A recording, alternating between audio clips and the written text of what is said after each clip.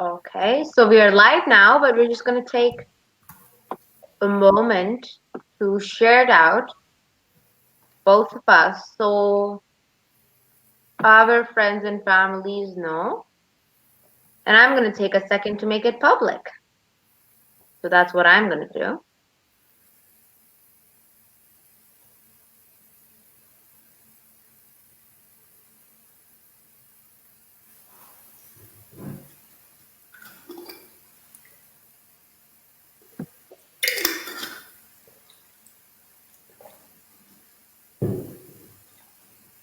Okay.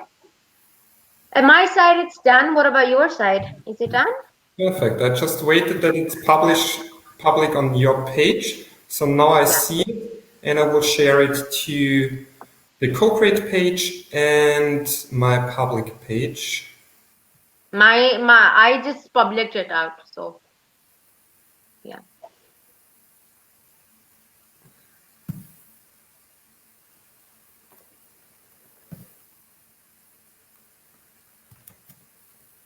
So guys, hello everybody and welcome to our show. Thank you so much for being here with us. Today I have Hansi. No idea how to pronounce the second name, so I'm not gonna make it. I'm not gonna make it wrong, but I'm gonna learn something new today. So how do I pronounce the second name? Hi, I'm Hansi Herzog. Herzog, right? Herzog. Yes, right. Oh yeah, that's actually a very different way to pronounce it. Sorry, can you repeat the question? I was saying that this is actually a different way. I thought maybe it's like Herzog or something, but it's like Herzog. So yeah, nice name. It's very unique. Thank you. Okay. Raheen Fatima is very unique to me. Ah, yes, it is. Raheen actually means obedient. So my parents were very smart when they were parents, when they became parents. They were like, you know what, let's name our child obedient so they grow up to be one. Oh, nice. Okay, so well, let's get started with your introduction and then we can dive into your life and how all this co-creation is going on and how it should be going on. Because our topic for today is co-creation, everybody.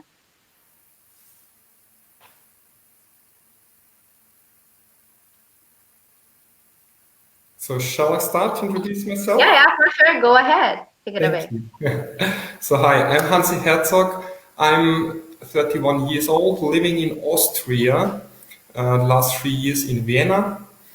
I'm a social entrepreneur working regarding to co-creation, cooperation, and community building for sustainable development and lifestyles. And the last 3 years I'm working on the project CoCreate, the global solution ecosystem, and we'll start a campaign on the 1st of January 2021, and I'm excited to tell you more about that. And I'm very, very happy to be invited from Raheen to this podcast and reaching out to you. As I heard, quite big part of the audience is youth.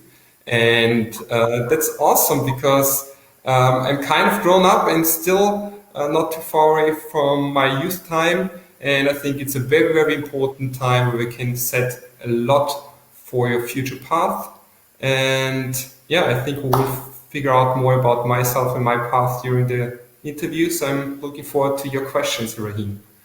Yeah, so just before my first question, somebody in the audience saying that you look sleepy. Actually, I feel that I might look sleepy, although I am very energetic. It's the fact that because I've been part of Torch event, that's the conference that's been like 5 days long. So I have slept like very less because the time difference from me and America. The thing is, I am, but like the part of time I'm living in America. Just suppose that because I've been up like until 3 in the morning, and then I was up morning as well. So I think that is why I look that way. But I feel I'm so beautiful. Yeah. So I think let's start with your childhood because I feel childhood is something really important in a child or like a normal even grown man's life because it kind of like shapes your beliefs in a way because there's certain things that you develop at that point and then you can't just change it. And also I feel that the bringing up how it is would really affect you as a person. Like my bringing up might be very different than yours. Yes, there's similarities because we're here to talk about something that we both are very equally passionate about, co-creation. So how was your early years and how many siblings you have? Thank you for the question. So I think there are three main parts influenced my future's path. So first is my father worked in the forest. So I was very early connected to nature already. Hmm. Leaded me also to join the Boy Scouts with I think 6 years. So I really have a deep, deep connection to nature, and this was growing over time. So with around 20, I went more into gardening and permaculture, and I really see a red line in this. The second big influence was after a while, my father started a company. So he became an entrepreneur, and he always had this passion to grow himself and to gain, yeah, and to grow, to progress. So I really learned this very early on to develop myself, to progress, and to want to achieve something. And everything what we learn can be something good and also something challenging. So over my last years, I always had the big luck to have something in myself pushing me forward. At the same time, it was something bring me into big struggling to take enough recovery time for myself. So there's really a big push from my childhood in myself to develop something. And the third part, the co-creation or the community orientation definitely came or arises through me joining a lot of groups. So I was part of, so let's say, community building and as well as leadership, because often in groups I took on leadership roles. So I was at the Boy Scouts. Then in my youth, I had a phase where I was close to Christianity. So I was in a child youth organization, and also later on in school and so on, I was always in projects, in groups, wanted to develop something and chasing for dreams. Yes. I Um, see. that's my childhood. Other steps came later in the youth, but I think that are the three major influences in my childhood. I see. So you're from Austria, am I right? Yes. Mm-hmm. Now tell me, what to you is co-creation? What is your definition of co-creation? That's a good question. I was going into this topic, what it mean co-creation or collaboration or cooperation, because there are different words meaning something very similar. And for me, it's always the idea of together we can create more. So we have the term of co. Co is the syllable of we as humans need each other and we can create something bigger together. We can reach something nobody can reach alone. And yeah, that's the biggest thing that we need each other and we can really create nice, beautiful, big things if we help each other. And we really need each other because nowadays we live in a more and more individual time period, and we sometimes forget that we really need each other. Yeah. And that is something, you know, being together can make also the time spent very worth it. Like concentrated work when there's two people working in like on the same thing, it's better. And yet, when you're trying to achieve sustainable development, if you're trying to target the sustainable development goals, especially, I feel like without partnerships, without collaborations, that just isn't possible. Because peace comes when you're more acceptive of people, acceptive to work with them, to work the towards the betterment of other people, the wellness of people around the world. That be any aspect, right? That can be many aspects. So I feel like that is really important. Now, what do you think right now as for the COVID-19? How is important co-creation in this COVID time? Yeah, I think during Corona, co-creation is quite difficult or changed because I experienced co-creation more on a personal level than digital. I have been facilitating and moderating a lot of events where people can come together and build relations. And I think that changed a little bit through the shift more into the online world. Yeah. It's harder to build real connections on the one side, but at the other side, we are pushed forward to open up to the global community because we are more online now, and this gives us the possibility to to connect to various people around the world. Mm-hmm. And regarding Corona, I think I haven't spent too much time on the topic of co-creating solutions for Corona, but Mm-hmm. especially the time after Corona. So my topic is how we can create a better society or a more sustainable society. And as Mm-hmm. we know, Corona will pass on over time, but there will Yeah. follow bigger and more problems, which anyway would have come up, but they might be harder and more pressing after Corona. So I think then over the next years, it will be very, very crucial in different fields of life that we are able to co-create. Otherwise, we cannot survive. Yes. And I feel that is so true. And this actually leads me to the next question that I have. As to how has this the social media impacted co-creation and collaborations, because I feel like we've collaborated for an interview, right? And if we have, and if the internet wasn't there or something, I feel that I'd have to travel all the way to Austria, you'd have to come all the way to Pakistan in order to just meet, let alone have an interview, right?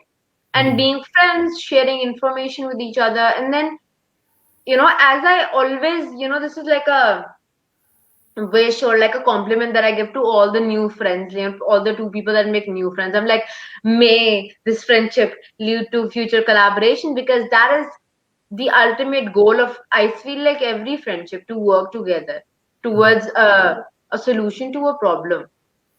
So, what do you feel like social media, especially Facebook, Instagram, LinkedIn, has made the impact on all this co-creation and collaboration that we're talking about? Yeah, that's a good question because it's tackling something where I'm really focused on with my project CoCreate, and that's the topic of infrastructure.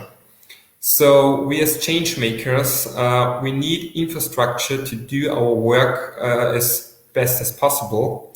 So Facebook and other social media platforms fill in or provide the function of communication, organizing groups and so on. So it's really, really crucial to have these tools to get in connection. That's the one side. But I think to really make a deep transformation, we need better tools for do that. Because to be honest, we use tools coming out of the capitalistic economy to change this economy.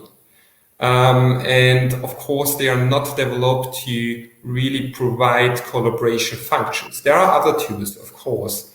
So I think it's very good that we had a first step with these tools, but to go further, we need new tools or at least find the tools which already exist. Hmm. That's the one thing. And the other thing is still as change makers, as activists, as social entrepreneurs, we also have to use the old or common tools to reach our audience. Because change makers often see themselves in a social bubble. They're communicating within a social bubble and don't reach to the broader audience. And I think that's will be very crucial for participate and empower people which are not yet connected to the social movement.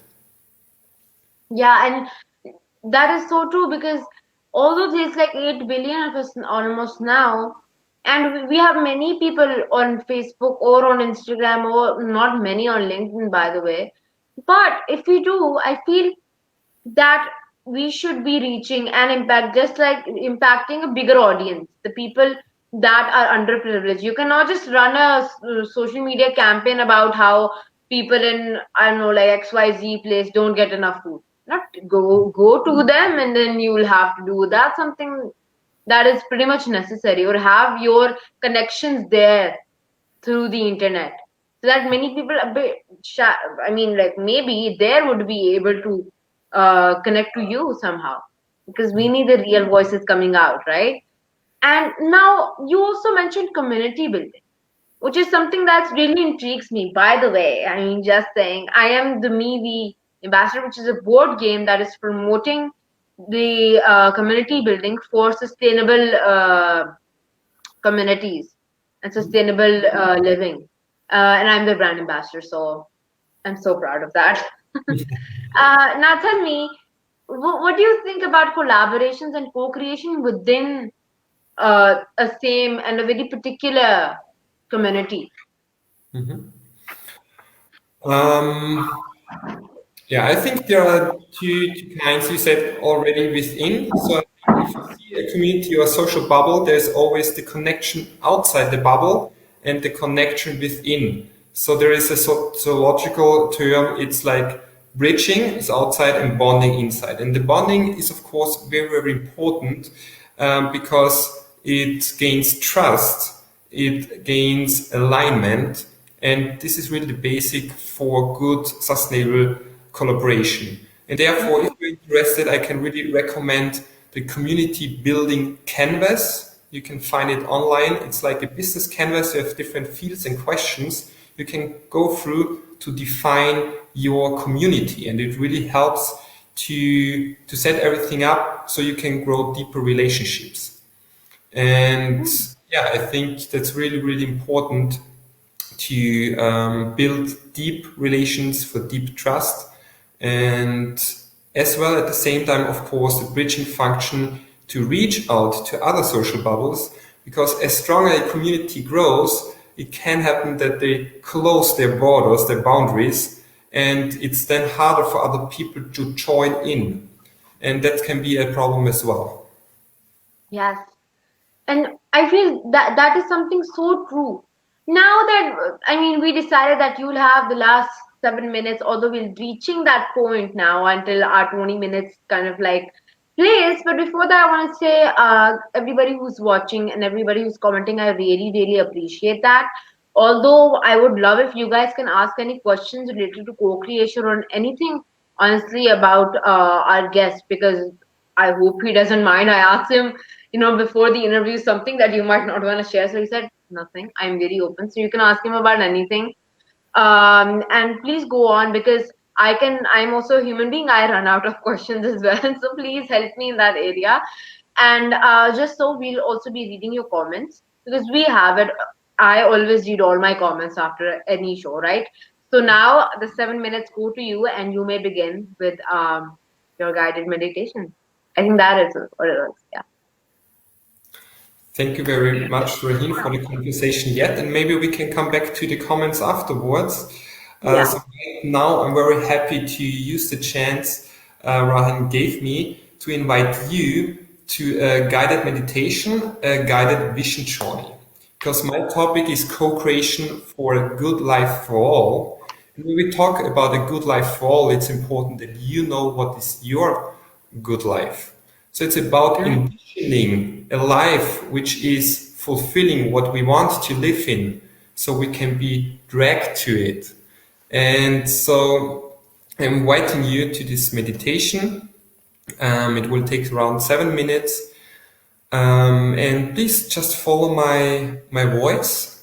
And I'm inviting you now to close your eyes. And we will take three deep breaths before we go into this place in the future. So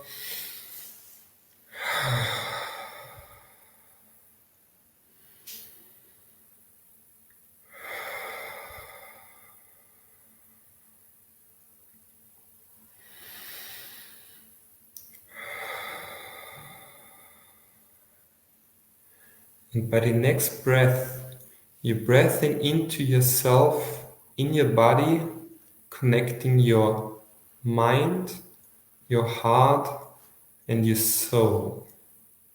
By breathing out, you find yourself sitting in a grass. You sit in nice, beautiful grass on a hill, and when you stand up and look around, you see a scene down of the hill. It's a settlement in 5 years from now, 2025. And you can feel that something very special is on this situation. It's your good life. I'm inviting you, imagine what kind of settlement is it? What is the place of your good life? Is it a small village with a lot of nature? Or maybe a big city with a lot of technology? And you feel yourself dragged to this place. It's very easy to follow your feet down the hill and diving into this scene.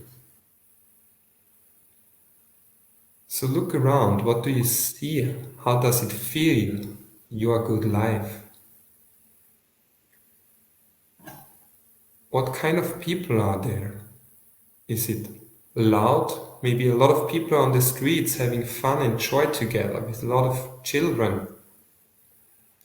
Maybe it's very quiet and calm. How do you want to live?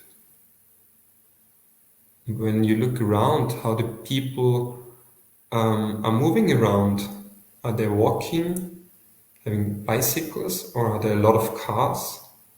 Maybe flying cars? When you imagine what do the people eat, is it very delicious food from surrounding gardens? It's high quality. How do people learn there? Crowded classrooms, or are there children on the streets learning from the people around? And as you move through this settlement and feeling this very special for you, come to a stand in front of a building. And you realize that's your place of work, your workshop. What is it? Is it like mechanic garage? Is it an office, a studio, or a shop? Imagine, what are you doing there? What is your contribution to creating this place of a good life? What is fulfilling you? How do you express and contribute to this community?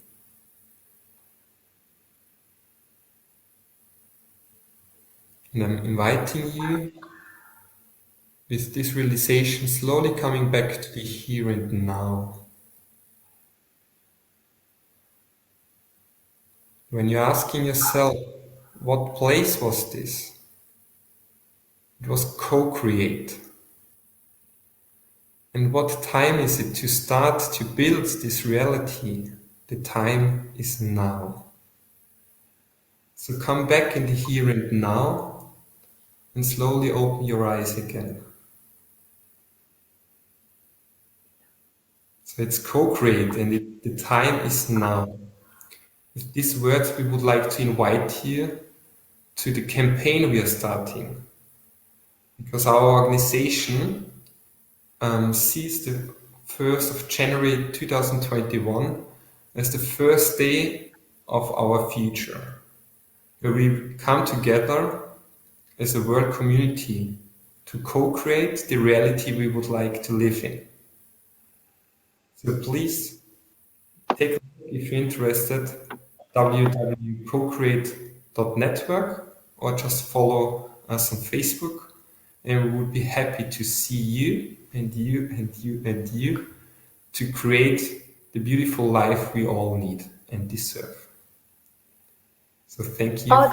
that was very amazing. I mean, it was an amazing experience, I would like to say, because um, for a while now, there's this, there's kind of this feeling that I have about a place which is very sustainable, a place which is very nice, and it's honestly, I really just felt it coming up, like it's like I don't know, my way I was running down the hill, but depends on the person. And everybody recognized me there though, and everybody was really welcoming. There were children, all loved, no orphanages, because everybody that might have lost their parents, everybody was taken in with with the everybody was open to the all the positive energy around. And just kind of like ignored the negative one, which is not so much, by the way. So I feel it was really nice. It was like all technology. I even saw like a bearded farm, which is weird, and him face calling his family, and FaceTiming his family, and it was so fun to watch. So I feel these envisions that I might have been having, they're really linked to co-creation, which I might not, because community building sustainability I know, but co-creation I see now, I kind of like join all the dots, right? So I would be very, very happy if in our private chat you'll be able to drop a link right now so I can post, so I can have it up on the screen. Because I honestly am very passionate about this topic, and as that this experience that I've had, it's only made me more into the topic. So this is the link that you sent me is one, right? Yes, it's www.cocreate.network, and you can find us on Facebook, Instagram, and YouTube through the hashtag CoCreateNet. And yeah, through the next days and weeks, we will publish more information to the campaign. It's brand new, and latest on the 1st of January, the doors are open, and you can come in and start to co-create with us the ecosystem and the reality we dream about.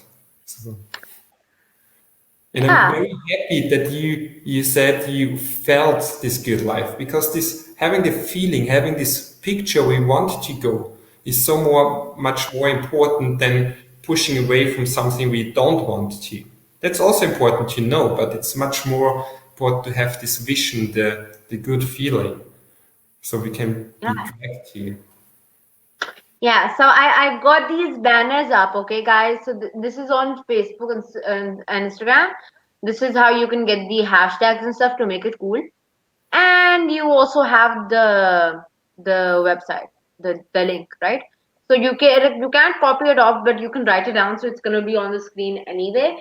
Thank you so much for coming. Honestly, it was an amazing, I would say, an experience being here with you. It was honestly amazing, and I would love if we can do more sessions, maybe to topics surrounding co-creation, or just focusing, because this was kind of vaguely co-creation, right? We can dive in deep into the ocean and find us an octopus. I don't know, but we can do all those sort of things.